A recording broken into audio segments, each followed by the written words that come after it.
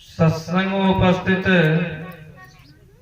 धर्म प्रेमी माताओं एवं बहनों, सबों को मेरा हार्दिक हार्दिक नमन है। अभी हम आप परमाराध्य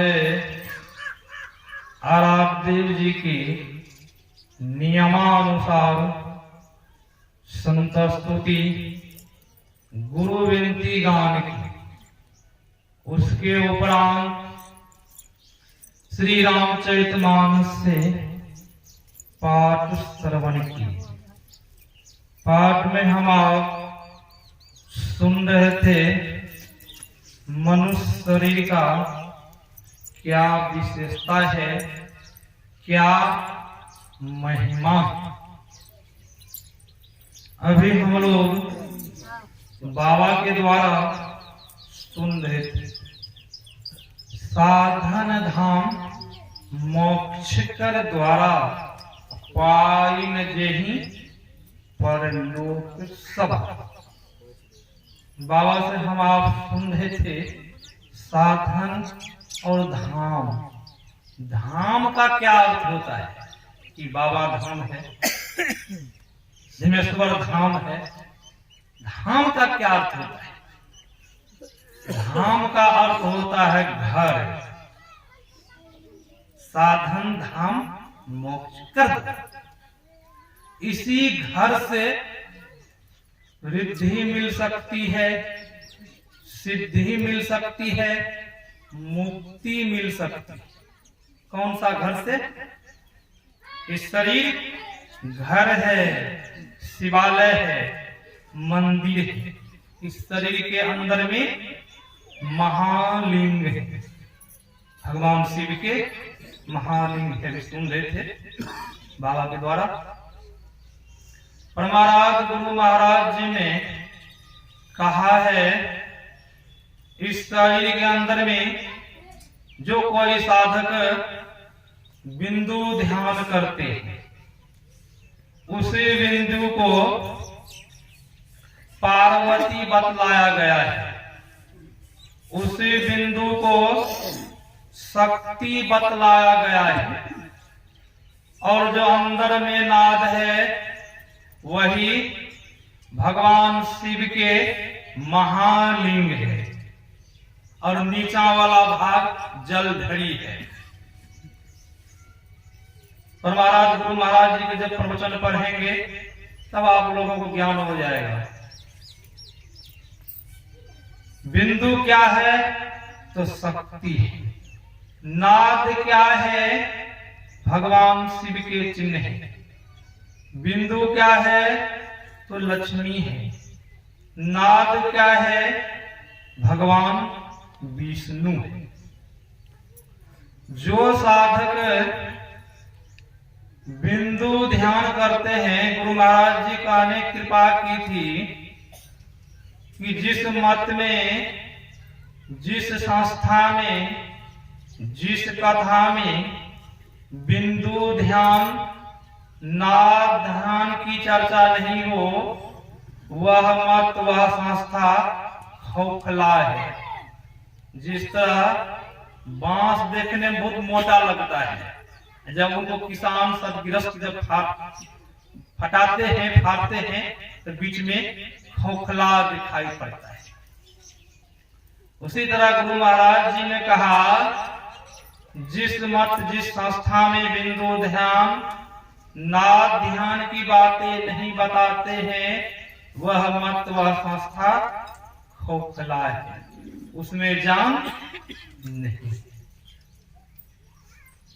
जो कोई साधक संत मत में जुड़ करके बिंदु ध्यान करते, दृष्टि साधन करते, तो सोचिए हम लक्ष्मी पूजन कर रहे हैं, माता पार्वती के पूजन हम अपने अंदर में कर रहे हैं। ईश्वर का दो रूप है, उपनिषद में आया है। एक रूप है मूर्त रूप। मूर्त रूप इस आंख से दिखाई देता है, इस आंख से दिखता है। जिस तरह अभी धीमेश्वर में भगवान शिव है, इस आंख से दिखता है। उनको हम जल चढ़ाते हैं, हाथ से छूते हैं, बेलपत्र चढ़ाते हैं और अपने सिर पर लगाते हैं।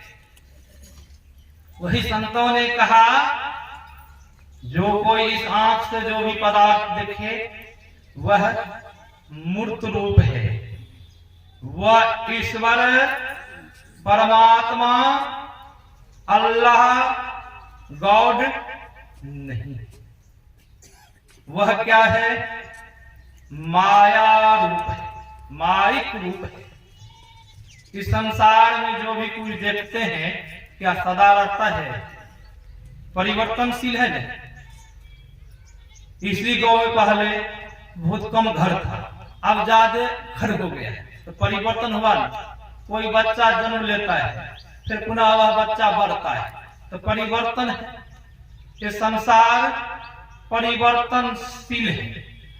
परमात्मा अपरिवर्तन है, उसमें किसी तरह का परिवर्तन नहीं होता है, उसमें कभी घटबढ़ नहीं होता है। उस ईश्वर परमात्मा उसमें हम आप इस आंख से चाहते हैं उस परमात्मा, उस खुदा को देखें, संभव नहीं। इस आंख से जो भी कुछ देखते हैं माया ही माया देखते हैं, संतों ने कहा। दूसरा है अमूर्त रूप, वह रूप सत्य है। यह मूर्त रूप असत्य है। जो रूप इस आंख से नहीं दिखाई दे वह शिव सत्य है, वह परमात्मा सत्य है। तो वह परमात्मा रहते कहाँ है? उस परमात्मा को हम कैसे पाए? वह परमात्मा कहाँ जाने से? अभी सुंदर साधन धाम मोक्ष कर दो। उस परमात्मा को पाने के लिए साधन करना होगा, युक्ति जाननी होगी, तब उस परमात्मा को हम पा सकते हैं। वह परमात्मा को पाने के लिए प्रत्येक मानवों को अंदर में चलना होगा, तब आप उस परमात्मा को पा सकते हैं। बाहर में चाहे हम कहीं भी चले जाएंगे, वह ईश्वर वह परमात्मा को हम आप नहीं पा सकते।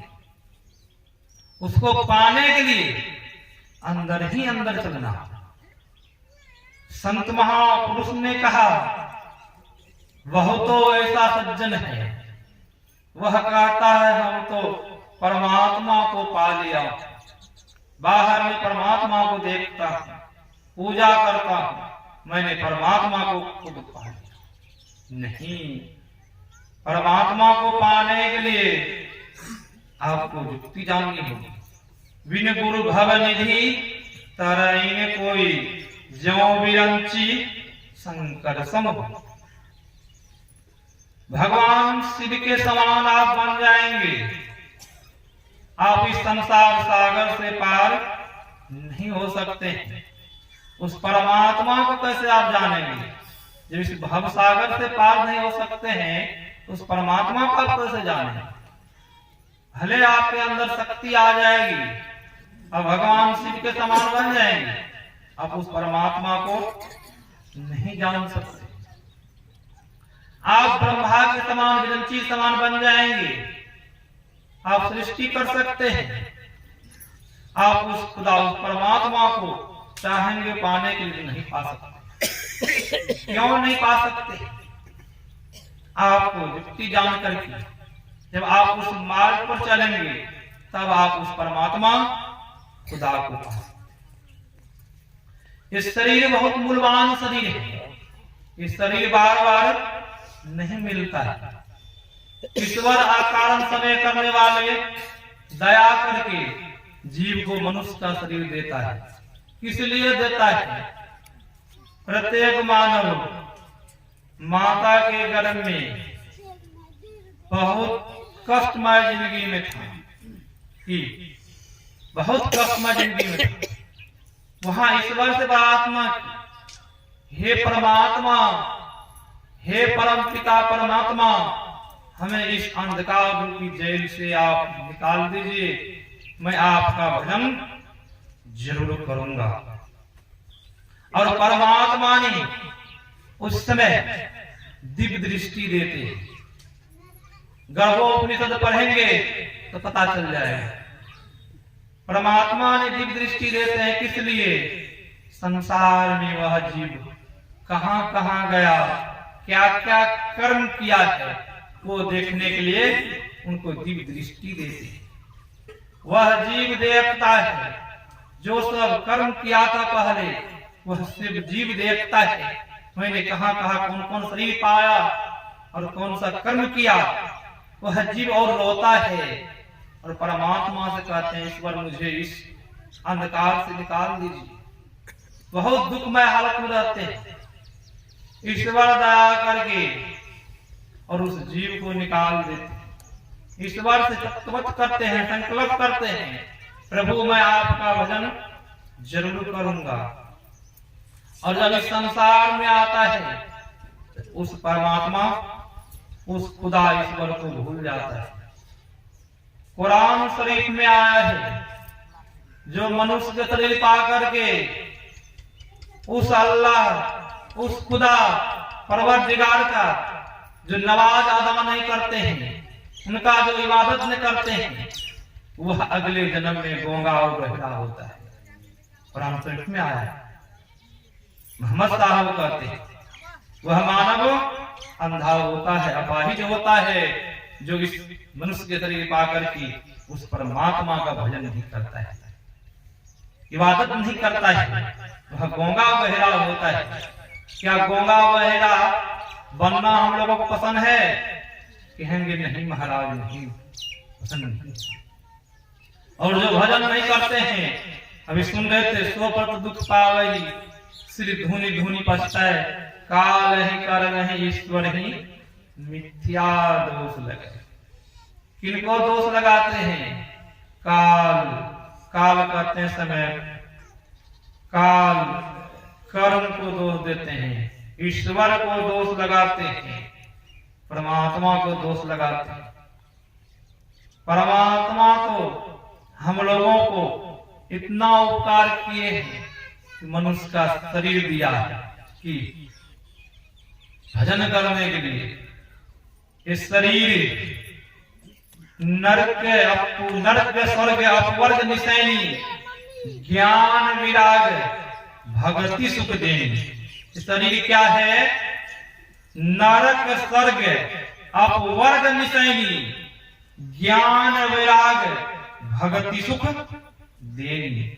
निशैनी का अर्थ होता है सीढ़ी। इस शरीर के अंदर में सीढ़ी भी लगी हुई है तो देखने में 3.5 हाथ का शरीर, इस शरीर के अंदर में सीढ़ी भी है। वह सीढ़ी क्या है?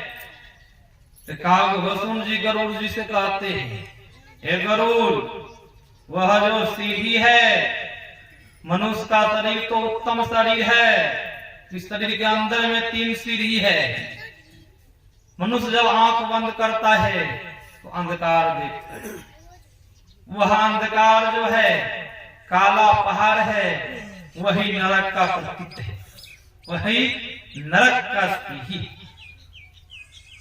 फिर कागभूषण जी कहते हैं, सुनो गरुड़, जो बड़भागी मानव है, बड़भागी मानव कौन है?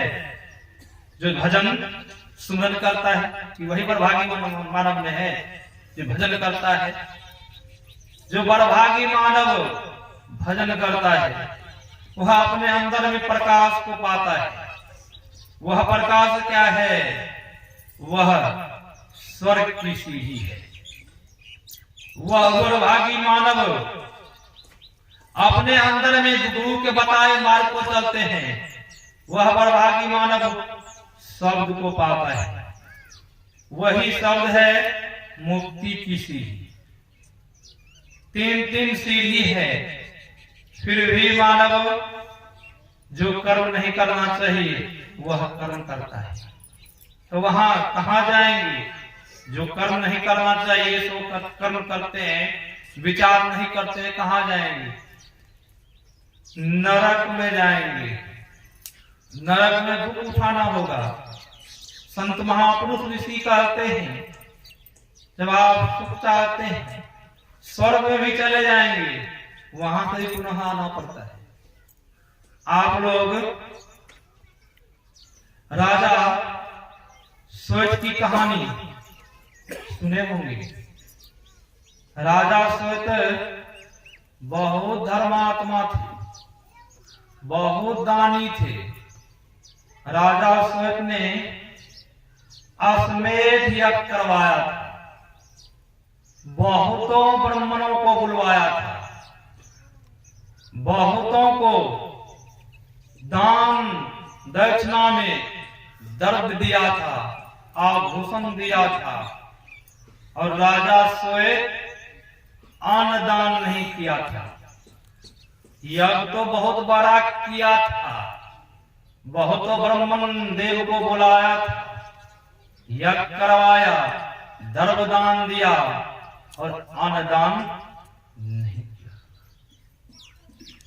यज्ञ करने से, दान करने से, भलाई करने से मानव स्वर्ग जाता है। और स्वर्ग के संबंध में हमारे दादा गुरु तुलसी साहब कहते हैं, नर्तन दुर्लभ देव को सब कोई कहते पुकार, देव दही नहीं पावे ऐसे मूर्ख लोग स्वर्ग की आस लगावे। पुण्य छीन सोई देव स्वर्ग से नरक में आवे। भरवे चारों खान पुण्य कहीं ताही रिझावे।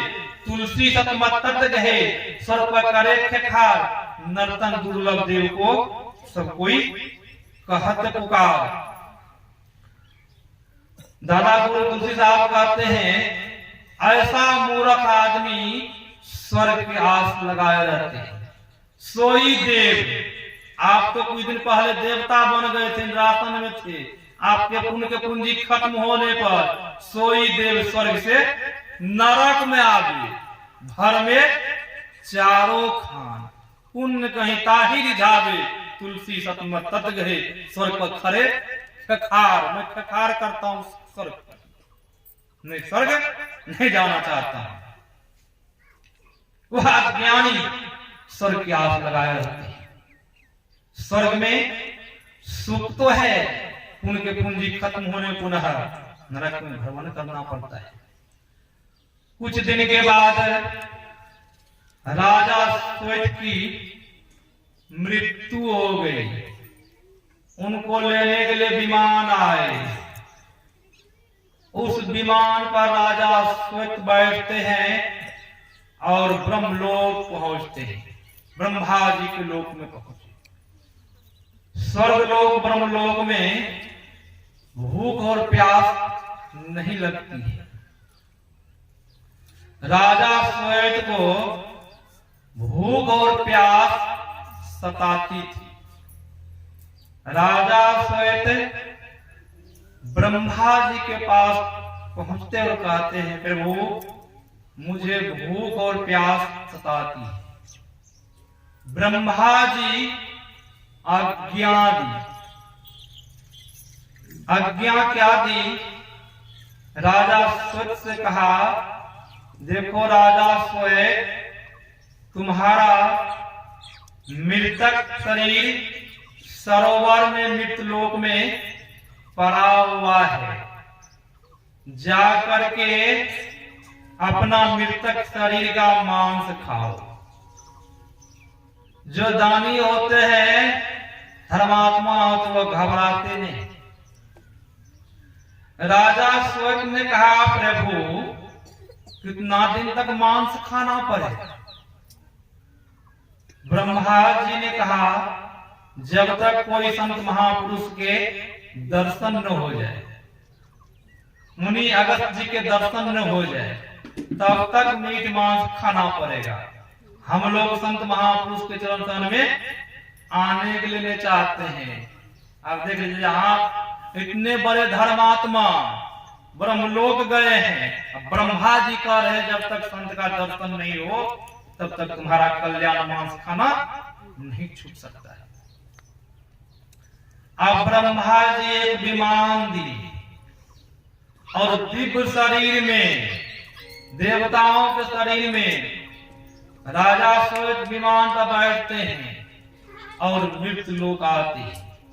जिस सरोवर में उनका शरीर पड़ा हुआ था वहां रथ विमान को लगा करके और दिव्य शरीर में थे उस सरोवर में प्रवेश करते हैं और अपना मांस को खाते हैं, पुनः मांस खा करके पुनः ब्रह्मलोक चले जाते हैं। अब सब दिन का यही परंपरा, ब्रह्मलोक से विमान से आवे, मृत्यु को विमान लगाते थे, सरोवर में प्रवेश करते थे और अपना मांस खाते थे और पुनः ब्रह्मलोक चले जाते थे। एक रोज ब्रह्मा जी से कहते हैं, प्रभु अब कितना दिन तक मांस खाना पड़ेगा, मुझे पसंद नहीं इतना दिन तक मांस खाना। तो ब्रह्मा जी ने कहा जब तक संत का दर्शन नहीं होगा तब तक मांस खाना नहीं छूटेगा। ब्रह्मा जी एक चादर दी राजा श्वेत और कहा ये चादर आप विदाई में संत महापुरुष को देना, जब तुम्हें दर्शन देगा, दर्शन होगा। तो चादर को लेते हैं और प्रत्येक दिन आते हैं, मृत्यु लोक मांस खा करके ब्रह्मलोक चले जाते हैं। एक दिन सुबह सुबह उसी सड़क से अगस्त मुनि गुजर रहे। अगस्त मुनि ने देखा ये दिव्य शरीर में आया है, ब्रह्मलोक से विमान को लगा दिया है और सरोवर में प्रवेश किया है, ये मांस खा रहा है, देवताओं के शरीर में है, काम बड़ा नीच है, मांस खा रहा है। इसी दरमियान में राजा श्वेत की दृष्टि पड़ जाती है महात्मा के ऊपर। राजा श्वेत को ब्रह्मा जी की बात याद आ जाती है। ब्रह्मा जी ने कहा था जिस रोज संत का दर्शन होगा उसी दिन तुम्हारा कल्याण होगा। आज लग रहा मेरा कल्याण होने वाला है। राजा श्वेत दौड़े दौड़े जाते हैं, उनके चरण में लिपट जाते हैं और अगस्त मुनि से कहते हैं प्रभु आप कौन है, अपना नाम बताएं। अगस्त मुनि ने कहा पहले तुम अपना नाम बताओ, तुम कौन हो। राजा श्वेत ने कहा मेरा नाम प्रभु राजा श्वेत है, मैंने बहुतों बार हवन यज्ञ करवाया, बहुतों ब्राह्मणों को धर्मदान किया, मैंने ब्रह्मलोक प्राप्त किया। ब्रह्मलोक में मुझे भूख और प्यास सताती थी। ब्रह्मा जी ने आज्ञा दी कि जाओ तुम्हारा शरीर लोक में सरोवर में पड़ा हुआ है, अपना शरीर का मांस खाओ। और ब्रह्मा जी ने मुझसे कहा था जिस रोज अगस्त मुनि का दर्शन होगा उसी दिन तुम्हारा परम कल्याण होगा। प्रभु आप कौन हैं, आप अपना नाम बताए। अगस्त मुनि ने कहा मेरा ही नाम अगस्त मुनि। अगस्त मुनि सुनते ही नाम सुनते ही और चरण में लिपट गए और राजा श्वेत कहते हैं प्रभु ये भेंट चादर स्वीकार कीजिए। और राजा श्वेत चादर को आगे हाथ में बढ़ाते हैं और अगस्त मुनि चादर को स्वीकार करते हैं, आशीर्वाद देते हैं जाओ राजा श्वेत आज दिन से मांस तुम्हें नहीं खाना पड़ेगा। ये कहाँ हुआ, संत के शरण में गया तभी नहीं हुआ। दान पुण्य तो बहुतों किया, क्या दान पुण्य से कल्याण हुआ। वही संत महापुरुष कहते हैं संत महापुरुष के चरण में जाने से मानवों महाप्रलय महाभय से बच जाता है। प्रत्येक मानव के शरीर में महाभय लगा हुआ है, महाप्रलय लगा हुआ है। महाभय महाप्रलय आवागमन का चक्र लगा हुआ है। शरीर छूटने पर कोई चाहेंगे कि बहुत सुंदर शरीर है इनका, वह शरीर को रख ले, होगा। जब आत्मा निकलती है, विद्वान से विद्वान का शरीर हो, धनवान से धनवान का शरीर हो, प्रधानमंत्री का शरीर हो, मुकेश अंबानी का शरीर हो, अनिल अंबानी का शरीर हो, बिरला टाटा का शरीर हो, जब आत्मा निकल जाती है, क्या सज्जनों धन आता है काम में, पुत्र पुत्रियां काम आता है? कहेंगे महाराज कोई काम में नहीं आता है। क्यों नहीं काम में आया? आप तो धनवान है, विद्वान है, जब तक आप इस शरीर से अपना कल्याण नहीं कर लेते हैं तब तक कुछ काम आने वाला नहीं। जब जीते जी अपना शरीर को तपा करके उस परमात्मा, उस आत्मा को जान लिए, इस शरीर का कर्तव्य क्या है, मानवों का शरीर क्यों मिला है, जब ये पता चल जाएगा तब हम आप उस परमात्मा को जान लेंगे। वह जानेंगे कहाँ? अपने अंदर में चलना होगा। अब बाहर में दौड़ लगाने से कहीं वह परमात्मा को नहीं प्राप्त कर पाएंगे और परम कल्याण भी नहीं हो पाएगा। बहुतों जगह दौड़ लगा लीजिए, वह परमात्मा को जानने के लिए अपने ही अंदर में चलना होगा, उसके लिए भजन करना होगा। जो भजन करता है वही परमात्मा को पाता है।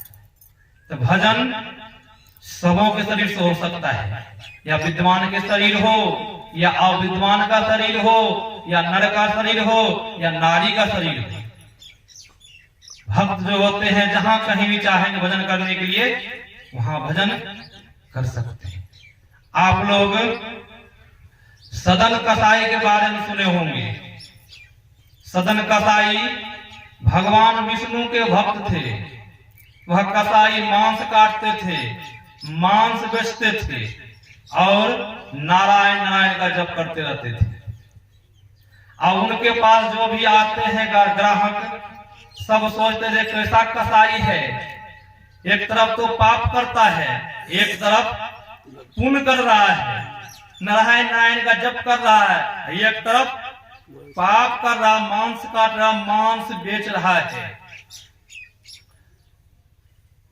एक रोज सदन कसाई गांव घर टहलने के लिए जा रहे थे, कहीं जाना था उनको। उसने देखा उनको सालीग्राम पत्थर मिल गया, उसने हाथ से उठाया। उनको पता नहीं लगा कि भगवान विष्णु का रूप है ये। नारायण नारायण कहते, नारायण बहुत अच्छा बहुत सुंदर पत्थर है। वह पत्थर को ला करके वह सदन कसाई ने क्या किया, उस पत्थर से मांस तोड़ना शुरू कर दिया। अब जो कोई आवे पहले बोला परमात्मा भगवान विष्णु ने अच्छा ही किया। अब कोई 2 किलो मांस मांगे, वह पत्थर चढ़ा देता, अपने 2 किलो मांस वजन हो जाता था। कोई 5 किलो मांस मांगे तो वह पत्थर को रखता था तो 5 किलो मांस वजन हो जाता था। सदन कसाई बहुत खुश होता था कि बहुत सुंदर भगवान विष्णु ने मुझे बहुत बड़ी कृपा की है, इस तरह का मुझे पत्थर मिला है। अब मुझे कोई बटखरा रखने की जरूरत नहीं है, एक ही बटखरा है, इससे जितना मैं नापना के लिए चाहता हूं उतना नाप लेता हूं। सब लोग बहुत लोगों को बहुत आश्चर्य, बहुत लोग की सूचना मिली कि सदन कसाई एक ही पत्थर से मांस को 5 किलो 10 किलो जो भी तोलना होता है एक ही बटखरा से तोलता है। उनके पास बहुतों गांव समाज के लोग आए देखने के लिए। उसी गांव समाज के बीच में एक ब्राह्मण भी आ गया, ब्राह्मण देव, वो भी देखने के लिए आ गया। अब ब्राह्मण देव मन ही मन सोचता है अब एक कसाई के पास मैं कैसे जाऊं पत्थर को देखने के लिए, ये तो है तो कसाई। मैं सुना हूं कि नारायण नारायण का जप करता है, एक तरफ तो ये पाप करता है, एक तरफ ये भगवान विष्णु का नाम भी लेता है कसाई। तो इनके पास मैं कैसे जाऊं? फिर भी साहस करके जब सब लोग वहां पहुंचा, ये भी ब्रह्मन देव साहस करके पहुंचा और देखा ब्रह्मन देव ने, अब जो कोई दुकान पर आवे, कोई 2 किलो, कोई 1 पौवा, कोई आधा किलो मांस मांगे तो वही शालिग्राम का पत्थर रख दे, उसी से नाप लेता था। ब्रह्मन देव को बड़ा आश्चर्य हुआ, ये कसाई शालिग्राम पत्थर भगवान विष्णु का रूप है, इस पत्थर से ये नाप जोक का काम कर रहा, मांस का काम कर रहा है, ये भगवान का अपमान कर रहा, घोर अपमान कर रहा है, इनसे पत्थर ले लेना चाहिए। वह कसाई से वह ब्रह्मन देव कहता है कि सदन कसाई, ये पत्थर मुझे दे दो। कसाई ने कहा ले जाओ, कोई बात नहीं, मैं फिर बटखरा से नापूंगा मांस, कोई बात नहीं, ले जाओ।